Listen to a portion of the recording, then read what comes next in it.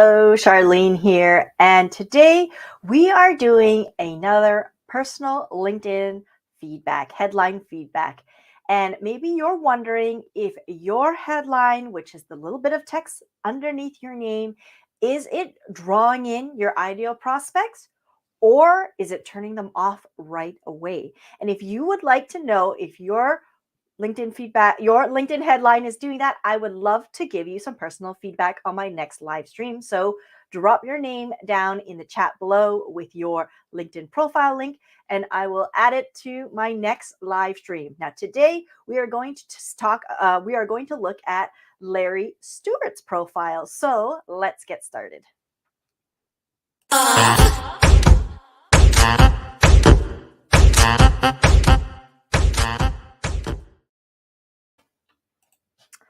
Hi, I'm Charlene Tessier, the founder of Strength in Numbers, and I'm helping you to attract ideal prospects to your business using a combination of LinkedIn and live streaming. And a really important thing to do when you are trying to attract those ideal prospects to your profile is to have a very on point headline. And why do you need it to be really sort of juicy, but also explain and call out who it is that you are helping?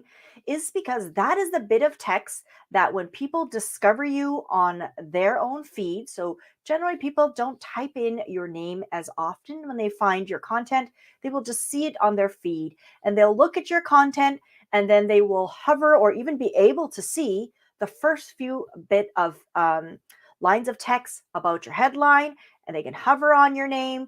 And if it really doesn't say very much about you, maybe it just says you are the CEO or founder of the XYZ widget company. Well, as a person coming to that doesn't entice me. That doesn't tell me anything about you, and it doesn't make me want to learn more about you. And that's why the headline is so important. And so we're going to take a look at Larry's. And thank you, Larry, for being here and allowing us to use your profile as an example. And we're going to give you some personal feedback. Now, first off, some people don't know where the headline is. And the headline is the bit of text that's directly below your name. That is called the headline. And above there, the graphic is called the banner.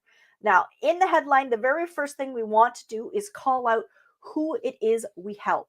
The more specific and clear that is, the easier it will be for your ideal client to know if you can probably help them or not. So if you are, for example, trying to help, if you're a book coach, this is not Larry, but let's just say you are a book coach as an example, and you just want to help online business entrepreneurs, well, that is a really big category that doesn't call out to anybody specific, right? So let's take a look and see who Larry is trying to help out specifically. And actually, he's a military transition specialist. He's an ACP mentor. Okay, for Black readiness. Okay, so one of the things that kind of hints to that you are probably helping those in the military transition into civilian life or into civilian career. It doesn't explicitly state that. So you would really want to start with that. So the very first few bits of text, because when people see it, they often see a trumped or a cropped bit of text. So calling out right away who it is you can help. So you can say, I help, or helping military, I don't know exactly the wording, how I would word that, but helping those who are transitioning from a military career into a civilian career. I might be using the wrong wording here, but we're going to go with that. So something like that to really call out that you are helping those who want to do the transition. And specifically those in the military, right? Because Larry can be seen possibly as a person who is a career coach, but he doesn't help, for example, kids coming out of college, right? That is not who he helps. He really helps a very specific subset of people, and letting them know right up front makes it easier for them to identify that if that's them, they're going to right away want to be more interested in what Larry is doing.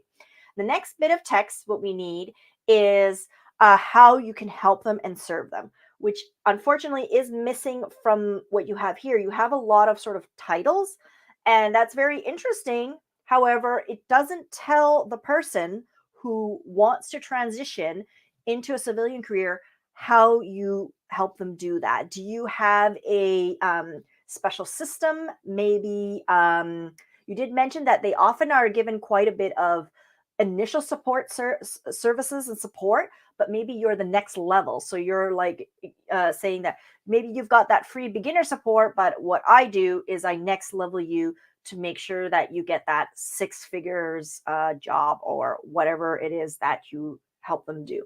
So being specific about the type of service, not only that you provide, but how that benefits them and how, what is it that you're going to kind of deliver as a result to them by getting to know you a bit more. So that is the first part that will I would recommend changing.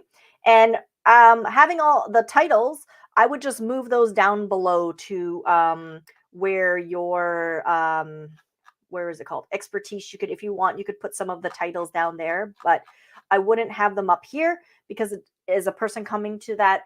First of all, it's a little bit difficult to read when it's with the kind of line. And second of all, they usually will just kind of glaze over it and they won't really get a feeling as if this is somebody who's going to be able to help them. So making a sentence as I help those transitioning into a civilian career um, with my special system to get their first six figures job. I don't know. I'm making some stuff up a bit here because I don't exactly know everything about your business, but kind of get the idea. And that should all fit there. There is enough space.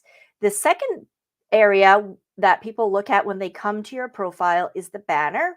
And that is the graphic here. And of course, you do have a very lovely graphic, very striking graphic that is very military specific. What I would encourage you to think about changing is having possibly some kind of call to action, because this real estate right up here um, in the banner is essentially one of the most expensive real estate on your LinkedIn page. And it is an excellent opportunity for you to ask them to take some kind of simple action. I would not ask them to book a direct message or say book a call with me. The reason is because think about that. When someone comes to your LinkedIn page, they have just discovered you. They've maybe read your post and they spent 30 seconds max, maybe learning about you. And now they've come to your page. And the first thing you've done is essentially try to sell them. It's like, hey, I want to sell you right now. And we all of us don't like that. None of us want that. So rather than asking them to sell, I ask them to take a step more in towards my world so that I can start building a relationship with them. There's a few ways you can do that. You can ask them very simply to follow you. You can just say, hit that follow button. I would put some bit of text in the banner there and say, follow me so you can get amazing weekly posts about how to transition easily or something like that. And this message button, because I'm already actually following and connected with Larry, doesn't show up as a follow button, but it would usually show up there as a follow button. The other thing you can do is if you did have some kind of free resource that you wanted to give people, you could say, go down to the featured area below, which is here, featured, put it in as the first thing that they would get. You can still have these things, but put the free thing that you want to give them, free resource, here first, so it's very obvious, and indicate the name of the free resource. I don't know, 3 ways to, I don't know, knock out the best interview in and get more offers. Get my free resource down below and featured. That's so you're going to put a little bit of text here indicating for them to do something. The easier the thing it is for them to do, the more likely they'll do it. So the easiest one is obviously the follow, because they don't need to do anything really besides hit the follow button. They don't have to enter their name. They don't have to scroll down. They just hit that follow button. And that is still very good, because if they hit that follow button, it means every time you post, they will see your content. I don't know when they will see your content because I don't control that. LinkedIn does, but they will see your content on your feed because they have requested to LinkedIn and have indicated, yes, I want to see more stuff from Larry. They've decided they want to follow you.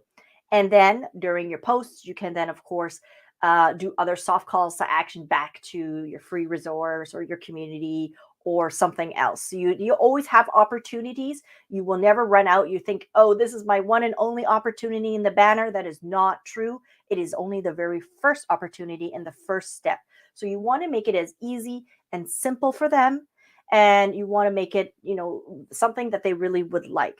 So you could still use this image, although because it is a very bright on the yellow, on the black, the text will be difficult to read. So you might have to what's called put a filter or mute the image, and then put a bit of text, usually in this top right corner here, to not above your headshot. So to the right of your headshot on the opposite side, mainly because you already have your headshot there and you want your headshot to kind of be the focal, your face to be the focal there, and not too much text if you can.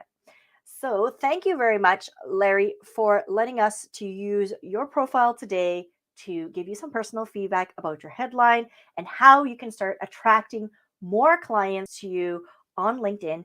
And if you would like me to review your LinkedIn headline and your LinkedIn profile in my next live stream, drop your name and your link to your LinkedIn profile down in the comments below, and I will tag you and cue you and let you know when that's coming up. Hope you guys have a wonderful day, and I'll see you all soon.